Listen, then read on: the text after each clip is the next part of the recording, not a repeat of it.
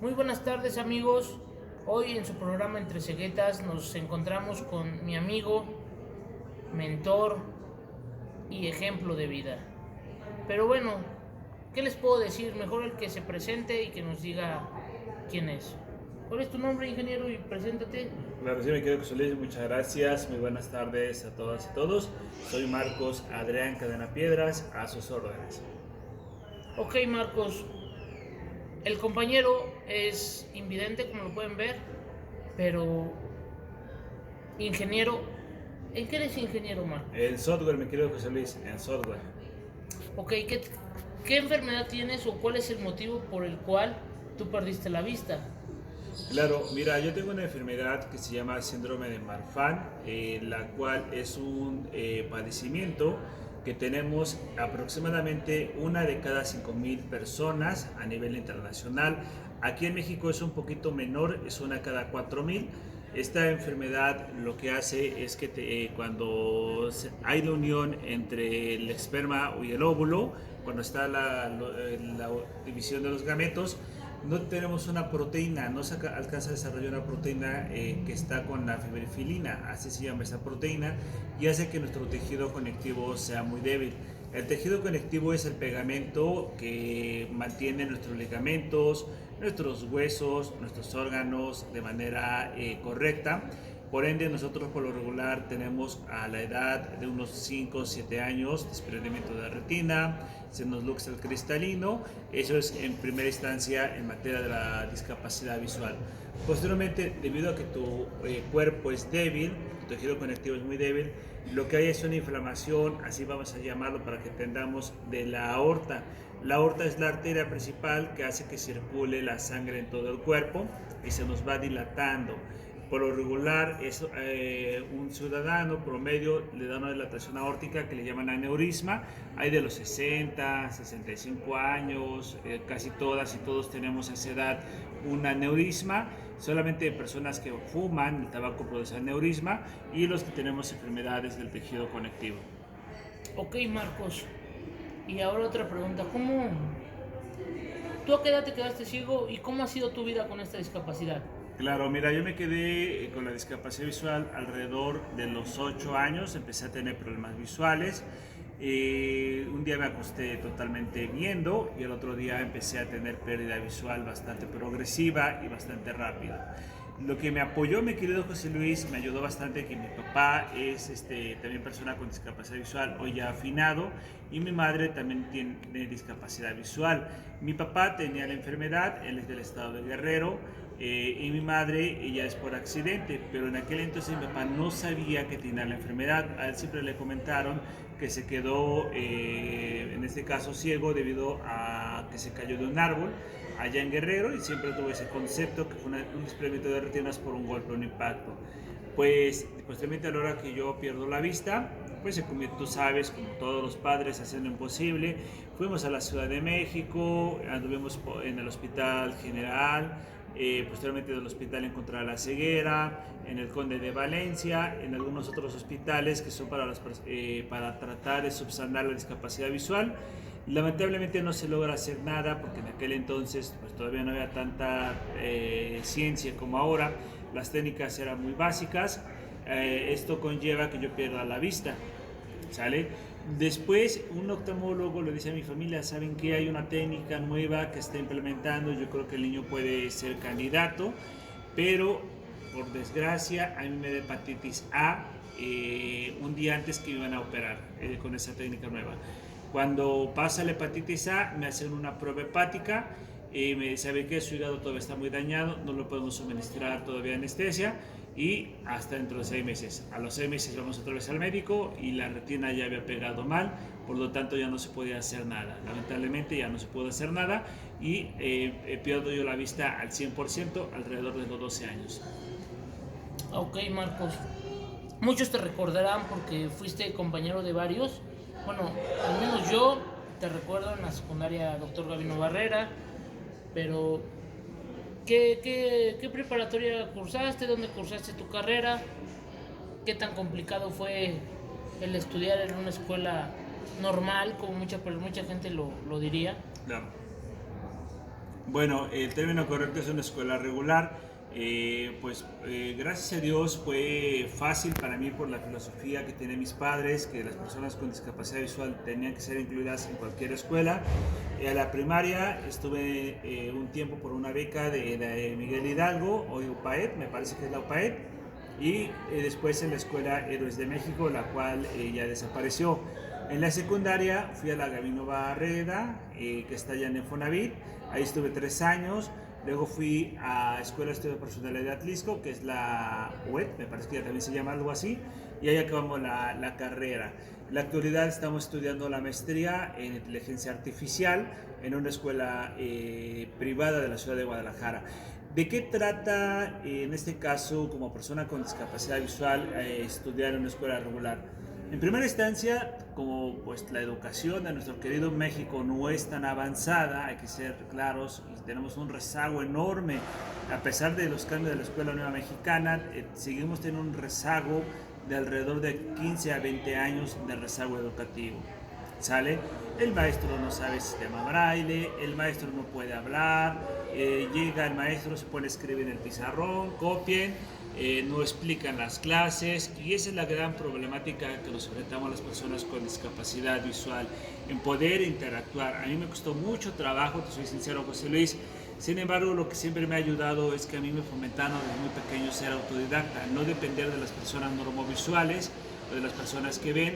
Y pues yo, un tema que no entendía, no comprendía, llegaba yo, en primera instancia me ponía a buscar los libros o los pocos libros en braille que tenía mi padre, algunas enciclopedias, algunos diccionarios que tenía en braille.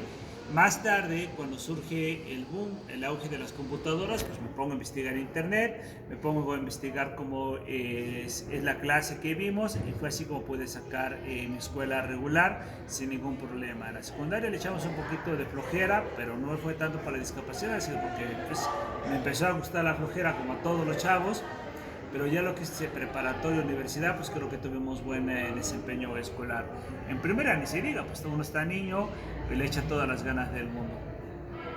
Sí, efectivamente, yo te recuerdo en la secundaria cómo ibas con tu guitarra y cómo te volabas las clases. Efectivamente, así es. Y es lo que pasaba, que no me gustaban ciertas clases, pues nos brincábamos la barda, la que está ahí por el campo de fútbol. ¿Se acuerdan los que fueron a la secundaria? Antes no estaba tan alta, medía como 2.20, pues nos la escalábamos y nos pasábamos del otro lado los chavos, un servidor, y sin problema alguno, pues nos brincábamos las clases. A veces nos mandaban extraordinario, pues sin problema lo pasábamos de manera oral, y pues ya no había ningún problema. Eso hemos tenido la gran fortuna de que pues vaya, no se me dificulta la matemática ni la ciencia, entonces pues para mí hasta era mejor pasar extraordinario, porque así yo estudiaba a mi manera, rápido, y no tenía que estar escuchando la clase, que la verdad, debido a que los maestros, pobrecitos, en aquel entonces no era tan conocida la educación universal como ahora, pues no aprovechábamos la clase al 100%. Sí, claro que sí, el tema que tú tocas de las escuelas regulares es muy cierto. Los maestros, honestamente, no sé qué sea, pero no reciben una preparación adecuada para tener esa inclusión con todo tipo y clase de alumnos, ¿verdad? Lo que es quizás aprender braille, quizás cómo explicar la clase, cómo dar una mejor educación. Y ahí lo dejamos de ti para las autoridades de la SEP que tomen en cuenta esto, ¿verdad? Y pues Marcos, ¿cómo fue tu paso por la universidad? O sea, estudiaste una carrera, una ingeniería que no, o sea, no fue fácil. O sea, te lo digo porque mientras yo estudié ingeniería y es complicado. Y tú estudiaste una de programación porque eres programador, que es en lo que hoy te dedicas o te dedicaste. Claro.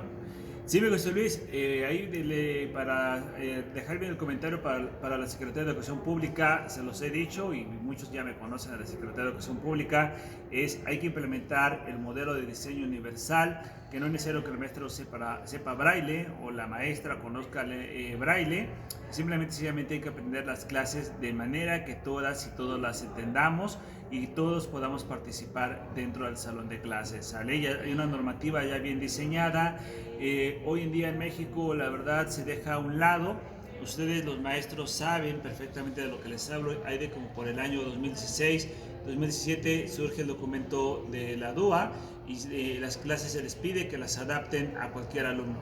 Llega el 2019 y pues en lugar de avanzar retrocedemos, quitan el diseño universal y pues retrocedamos. Y no estoy criticando a ningún movimiento porque muchos me dicen, es que va en contra de la cuarta no sé qué. No, lo hablo como profesionista, como investigador, como pedagogo, porque me dedico a la pedagogía.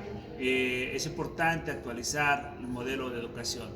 Fíjate, mi querido José Luis, te voy a decir algo que yo le digo a mis educandos normovisuales, es decir, que ven a los que le he dado clase de programación. Los números y el lenguaje binario no saben de discapacidades. ¿Sale? ¿A qué me refiero? La ciencia, los números, el lenguaje binario, que es el lenguaje que utilizan las computadoras, no sabe si el que lo está desarrollando es persona con discapacidad visual, auditiva, motriz, etcétera. No sabe nada. Simplemente las matemáticas, la ciencia, tienes que comprenderla bien y con las herramientas adecuadas la puedes desarrollar sin ningún problema. Lo que pasa que en nuestro país quizás el maestro o los educandos no investigamos más allá, pues se nos dificulta mucho. Pero yo empecé a programar en braille. ¿Ustedes se acuerdan lo que es el pseudocódigo? Mis primeros... Claro que sí, el C++. Ajá, el pseudocódigo son como los primeros ejercicios para que tú comprendas los algoritmos, las instrucciones. Esas las empecé a hacer en braille. Posteriormente yo tengo acceso a las computadoras de aquel entonces. ¿Se acuerdan de XP 2000, del sistema operativo Microsoft, Windows Millennium, Windows 98? Empiezan a haber computadoras que se les instala un software y empiezan a hablar las computadoras. Y eso me llamó la atención. Me di cuenta que a través de la computadora yo podía navegar en internet, podía leer los libros, podía leer diapositivas, podía buscar en internet, en cualquier documento PDF, y me di cuenta del abanico de posibilidades que hay si tienes la tecnología a tu favor. Y me llama la atención. Y te voy a decir la verdad, José Luis, porque estudié sistemas computacionales. A mí me gusta un poquito más la ciencia política. Yo voy a estudiar ciencias políticas, pero cuando comenté a alguien en la escuela, pues a lo mejor estudio computación, y todos empezaron a reír y dijeron, ¿cómo vas a estudiar informática? Si no ves, fue como para mí el colchón que me dio la energía para estudiar informática. Pues dije, bueno, pues ahora voy a estudiar informática. Y así fue la primera razón que yo me acerqué a las computadoras. Porque mi idea era estudiar Derecho o Ciencias Políticas, porque me gusta mucho la política, me gusta mucho el Derecho, pero debido a que estos compañeros se ríen, me da esas ganas de mostrarle al mundo que yo puedo hacer cualquier otra cosa como cualquier persona sin discapacidad. En un principio no fue nada fácil, porque el maestro de la universidad llega, se pone a escribir en pizarrón y no habla. Y por más que yo hablaba con el maestro, apóyeme por favor, hable lo que está expresando, los diagramas de flujo, hable por favor las instrucciones de lenguaje de programación, C#, Visual Basic, en aquel entonces era tan extendido, Python ya tenía sus primeros orígenes, sus primeros peninos. El maestro, sí Marcos, y de ahí nunca lo bajé. Entonces yo me puse a buscar en internet, a buscar los manuales, y otra vez caemos en esa autodesarrollo. Me pongo a investigar, llega el día del exámenes, dice el maestro, van a programar esto y esto y esto, y el que lo traiga lo paso del examen. Yo fui el único educando que no necesitó el apoyo del maestro, yo solo presenté el trabajo. Me dijo, ¿quién te lo hizo? Le dije, yo lo hice.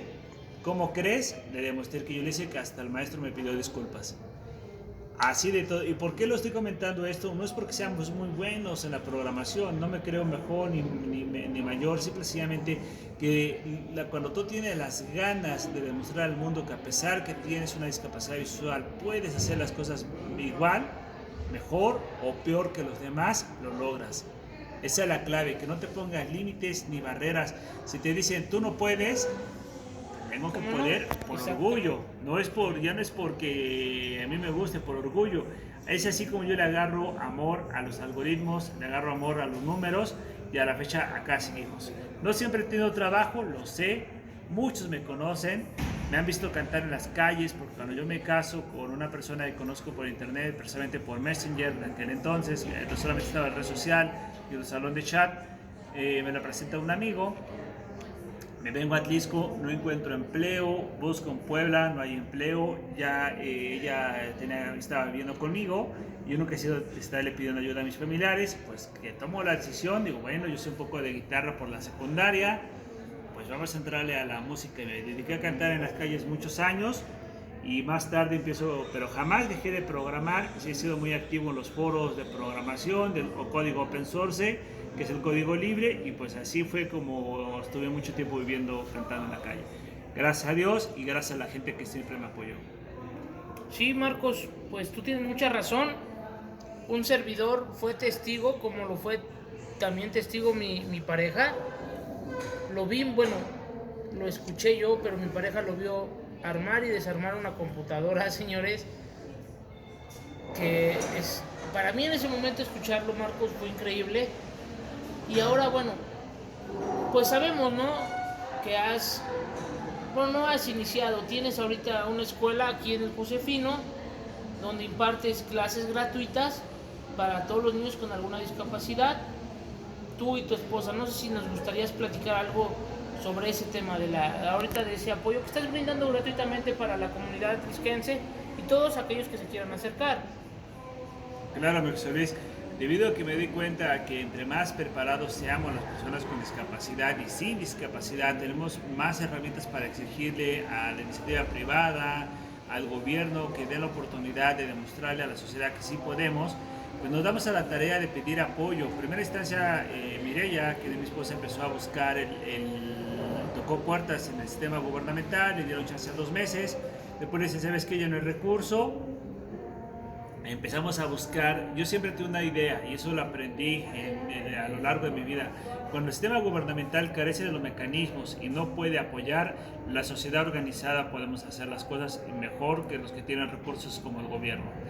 Nos empezamos a organizar con Club Rotario y ya llevamos casi 2 años dándole clases a niños, adultos y personas sin discapacidad y con discapacidad visual de 3 herramientas muy importantes: el sistema braille, orientación de movilidad, informática adaptada. Y yo en lo personal doy asesoría de matemáticas a algunos niños con discapacidad visual, de lengua materna, cualquier materia que se le dificulte yo los apoyo con la única finalidad de que tengan las herramientas necesarias y el día de mañana todos juntos levantemos la voz y exijamos algo muy importante: la igualdad entre los seres humanos, que esa palabra está muy de la boca de los políticos. Hablan de inclusión económica, hablan de inclusión,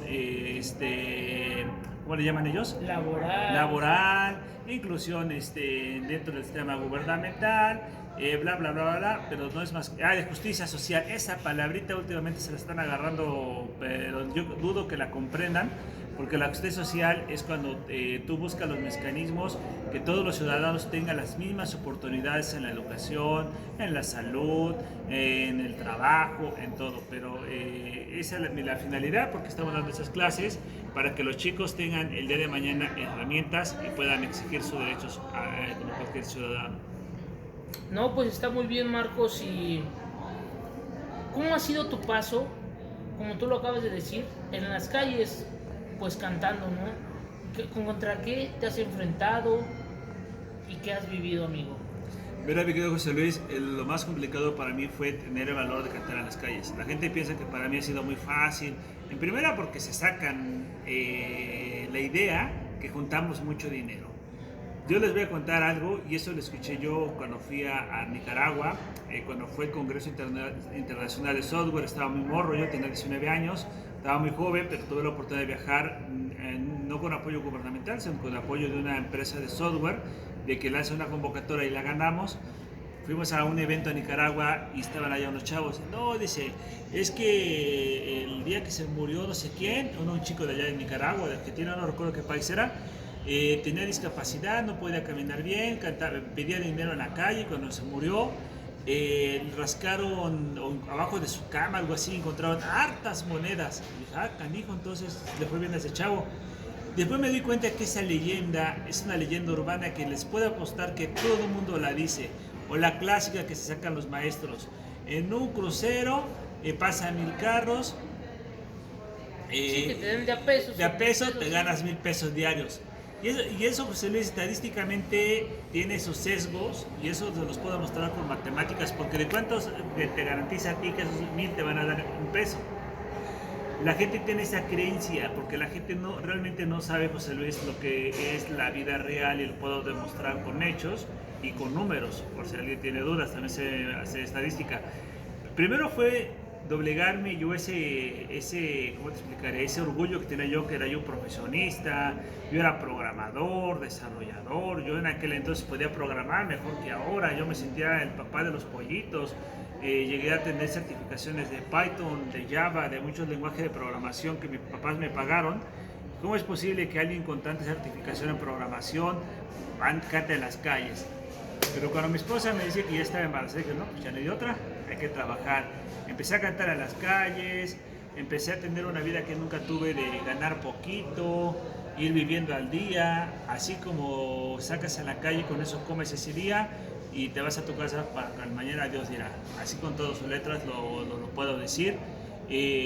La gente se burla, la gente pasa y te avienta, a veces te escupen en la cubetita, en la bandeja que lleves, a veces te echan un plástico para que escuches que eso es la moneda. Son muchas cosas que vivimos por la cultura que tenemos en nuestro país. Sí, realmente tenemos una mala cultura. Por eso te preguntaba qué habías pasado, hermano, ¿ves? Así es. Y bueno, tú acabas de tocar un tema muy importante, ¿no? Como discapacitado, has viajado, gracias a Dios, a tu preparación y a tus estudios, ¿verdad? Porque has ganado premios. Pero platícanos, para los que no saben, mi amigo, mi maestro, acaba de publicar un artículo en una revista internacional, me parece, Marcos. Así es. ¿Nos podrás comentar algo sobre eso, por favor? Claro, sí, José Luis, les voy a comentar por qué empiezo yo a dedicarme a la ciencia, a la tecnología. ¿Puedo mencionar el nombre del político? Sí, sin problema, aquí Okay. no hay tabús. Ni le debo ni le pido nada a nadie. Escucho en la radio que, ¿cómo se llamaba? Luis Miguel Barbosa invita a todos los ciudadanos que se acerquen a pedir una necesidad o trabajo. Le hace una convocatoria, luego alguien me presenta, alguien del gobierno estatal aquí en Atlisco, me dice que vaya allá a Casaguayo. Hago todo lo posible de hablar con el gobernador antes de, cuando apenas empezó, hablo con él. Le digo que pues yo siempre he sido activo, o muchos hemos sido activos, no solamente yo, como personas con discapacidad, en todo lo que se pueda. Me dice, demuéstramelo, voy a hacer el Instituto de la Discapacidad, en aquel entonces empieza, y te voy a dar en este caso, un puesto pequeñito, me dio de auxiliar de analista. Fuimos escalando. Posteriormente conozco el Consejo de Ciencia y Tecnología del Estado de Puebla, ya extinto. Hablo con el titular, me dice, Marcos, tú eres ingeniero, no sé qué haces aquí haciendo política pública. Digo, bueno, maestro, lo que pasa es que trato de hacer un poquito para mis compañeros con alguna discapacidad. Se vente conmigo. Me voy al Consejo de Ciencia y Tecnología del Estado de Puebla y empiezo a formar parte del cuerpo de investigadores del Estado de Puebla. Me pongo a desarrollar tecnología para niños con discapacidad visual a bajo costo, y mi primer desarrollo lo pueden buscar en internet, es la impresora Braille que desarrolla Tehuacán con un servidor. Yo les doy los planos a la Universidad de Tehuacán, le doy mis desarrollos básicos, que fue mi tesis en la escuela. Ellos lo empiezan a analizar, le hago algunas mejoras en 3D, optimizo el código, sacamos el código, y ese fue mi primer proyecto ahí como en el 2020, si no me recuerdo, la impresora Braille. Más tarde desarrollé un software que utilizó la Secretaría de Educación Pública para niños con y sin discapacidad de las comunidades, que cayó como de perlas en la, ¿cómo se llama?, en la pandemia.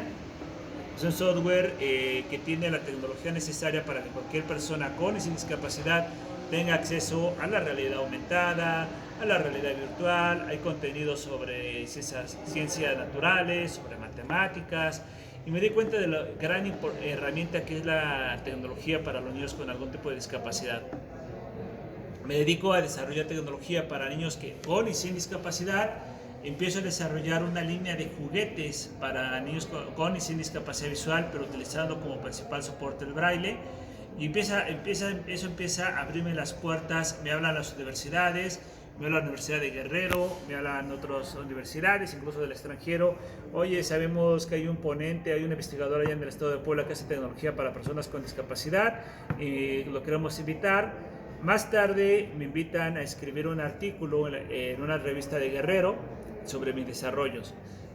Los presento, evidentemente que doy los créditos a las personas que colaboraron conmigo, a algunos compañeros del CONCITEC, 2-3 maestros de la Universidad de Tehuacán, que son los con los que más he trabajado. De hecho, formo parte de investigadores de la Universidad de Tehuacán. A pesar que no laboré ahí, formo parte de su cuerpo de investigadores.